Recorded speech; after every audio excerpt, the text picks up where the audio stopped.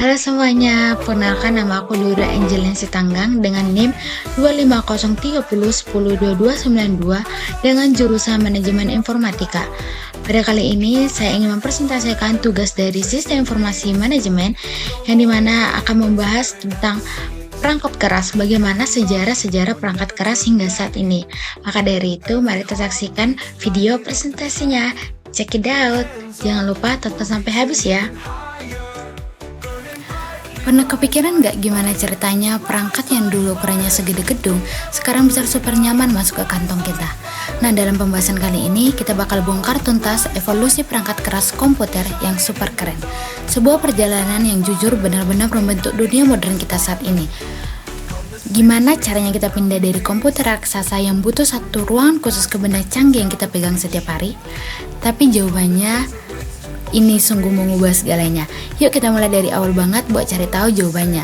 Sebelum kita loncat ke masa lalu, penting banget nih buat kita punya pemahaman yang sama.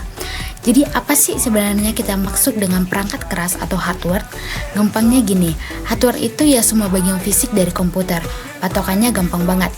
Kalau kamu bisa lihat, bisa sentuh, atau bahkan yang bisa kamu tendang, meskipun tidak direkomendasikan, itu berarti adalah hardware.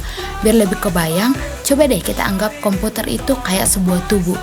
CPU itu otaknya, pusat dari semua pemikiran. Monitor itu wajahnya, tempat kita melihat semua hasilnya.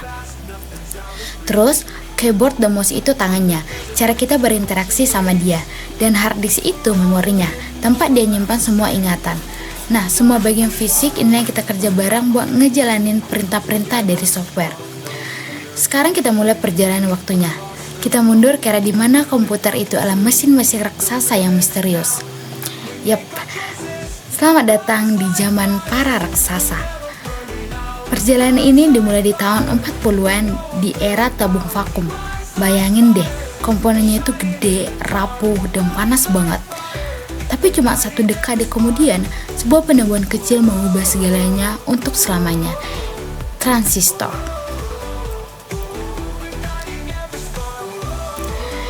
Inilah lompatan besar yang pertama. Coba kita bayangkan ENIAC, sang legenda. Komputer ini ukurannya hampir sebesar rumah kecil. Butuh daya listrik yang luar biasa besar dan sering banget rusak. Kenapa? Karena tabung vakumnya itu cepat panas dan gampang banget kebakar. Benar-benar monster pada masanya. Nah, di sini transistor datang sebagai pahlawan. Lihat deh perbedaannya yang luar biasa. Dari yang tadinya segede bola lampu, super boros, listrik, dan gak bisa diandalin, jadi super kecil, hemat energi, dan jauh lebih stabil. Ini bukan cuma perbaikan biasa, ini adalah titik balik total yang bikin komputer bisa jadi lebih cepat, lebih andal, dan yang paling penting jauh lebih kecil. Dengan adanya transistor sebagai fondasi baru, kecepatan inovasi langsung meledak.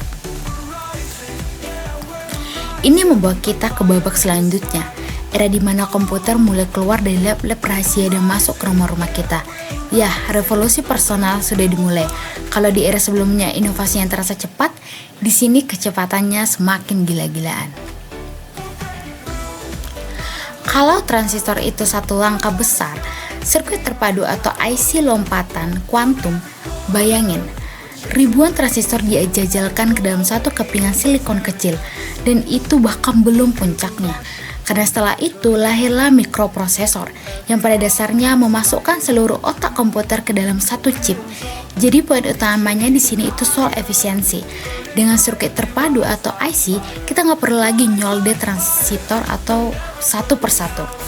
Sekarang kita bisa mencatat ratusan bahkan ribuan transistor sekaligus ke dalam satu chip silikon mungil. Ini yang bikin komputer jadi makin kecil dan harganya makin terjangkau. Dan inilah dia momen ajaibnya, mikroprosesor. Bayangkan, seluruh otak komputer sekarang bisa muat dalam satu chip kecil. Inilah penemuan yang membuka gerbang bagi lahirnya komputer pribadi ataupun PC. Untuk pertama kalinya, kekuatan komputasi yang luar biasa itu bisa ditaruh di atas meja, bukan lagi memenuhi satu ruangan penuh. Nah, dari mikroprosesor, inilah lahir dunia yang kita kenal sekarang. Oke, sekarang kita fast forward ke hari ini dan kita lihat bagaimana warisan dari para raksasa dari revolusi personal ini hidup dan berkembang di perangkat yang kita pakai setiap hari. Kalau kita perhatikan tren hardware sekarang, semuanya adalah kelanjutan dan cerita yang sama. Dorongan untuk bikin segalanya jadi lebih kecil, lebih ringan, lebih hemat energi, dan tentunya lebih pintar dengan adanya AI. Semua ini akarnya dari evolusi yang barusan kita bahas. Bedanya, sekarang kita juga menambahkan konektivitas tanpa batas, menghubungkan semuanya lewat cloud. Ini contoh modern yang paling gampang kita rasakan bedanya. Pindah dari hard disk drive atau HDD yang masih pakai piringan berputar ke solid state drive atau SSD yang pakai chip. Itu lompatannya jauh banget, terutama soal kecepatan dan daya tahan. Rasanya kayak pindah dari dengerin musik pakai kaset pindah ke Spotify, beda banget kan? Jadi kalau kita akan rangkum perjalanannya luar biasa. Dalam rentang waktu hidup satu orang, kita berhasil pindah dari mesin hitung raksasa yang terisolasi menjadi otak super cerdas dalam kantong kita yang punya akses ke hampir seluruh informasi di dunia. Benar-benar menakjubkan. Nah, ini yang bawa kita ke pertanyaan terakhir. Coba pikirkan, dalam waktu kurang dari 80 tahun, kita beralih dari tabung vakum ke AI dan komputasi kuantum yang sudah mulai nyata. Kalau kemajuan secepat ini bisa terjadi 80 tahun terakhir, coba bayangkan apa yang akan terjadi 80 tahun ke depan. Apa ya lompatan besar berikutnya yang akan kembali mengubah dunia kita? Nah, itu penjelasan tentang hardware ataupun perangkat keras. Semoga teman-teman dan saya juga bisa menambah ilmu dan juga bisa bermanfaat untuk kita semua ya. Terima kasih telah menonton sampai akhir. See you next time.